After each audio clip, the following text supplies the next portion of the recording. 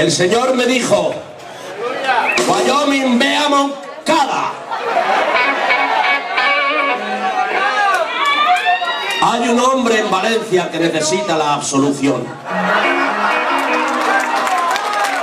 Está condenado por sus pecados, pero en la infinita misericordia del Altísimo y dadas sus miles y miles de plegarias, y que ya tiene su parcela de cielo en el paraíso, debes ir allí a darle la absolución. ¡Aleluya, hermano! ¡Aleluya! Encaminé mis pasos hacia Valencia, pero en la carretera tuve otra revelación. Vi un par de bombillas de colores y pensé: será otra llamada del Señor. ¡Aleluya, hermanos! Total que paré y pensé: ¿y si al de la absolución le dan por culo? ¿Qué hago, Señor?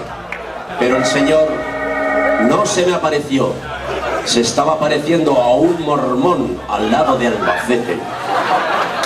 Y aunque dicen que es uno trino y tiene el don de la ubicuidad, estaba allí concentrado.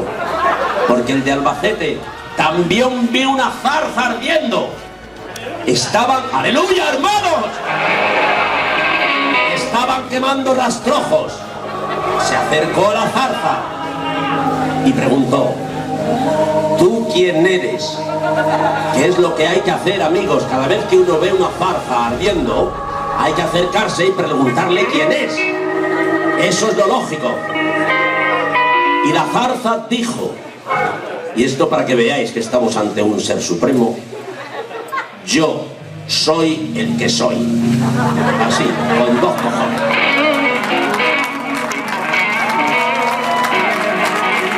Le digo yo que para una vez que habla se podía haber explayado.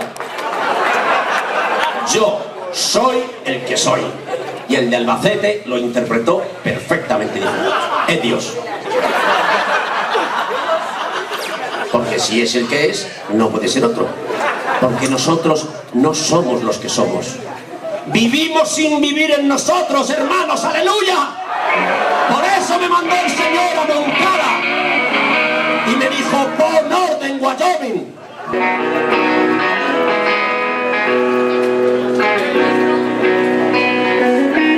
Bueno, vamos a empezar con temas de nuestra genial creación, que artistas internacionales han hecho famosos en sus discos y que nosotros hemos cedido con gran generosidad para que ellos se puedan ganar la vida.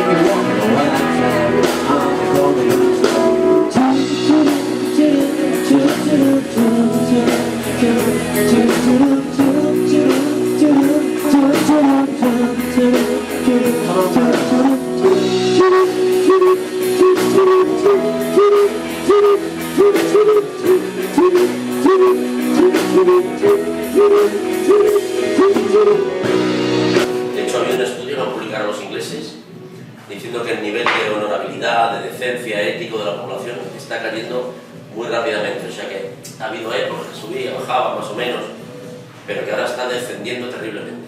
La pregunta es que el valor que le da la gente a la honestidad, a la palabra, a la honradez, cada vez es menor. Tenemos muchos ejemplos en Sí. las altas esferas del poder. Exacto. Y esto es lo que digo que es una mala pedagogía porque acaba impregnando a la población. Es un proceso que podemos llamar de berlusconización de la sociedad.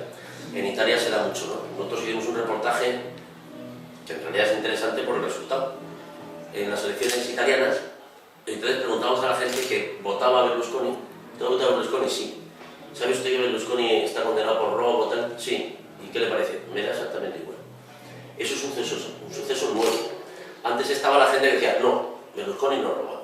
Y eso hasta cierto punto es honesto. O sea, defendían la honradez del tipo y por eso le votaban. No, ahora saben que es un corrupto, que es un ladrón, que está condenado por sobornar, por comprar jueces, etc. Y aún así le votan. Y eso significa una baja, que va bajando el listón, que la moral, por decirlo de alguna manera, de la sociedad cada vez es más laxa, ¿no? Más amplia, y todo cabe. Había una importación del fenómeno en España últimamente, desgraciadamente. Y aquí, por desgracia, pues estamos viviendo mucho de eso.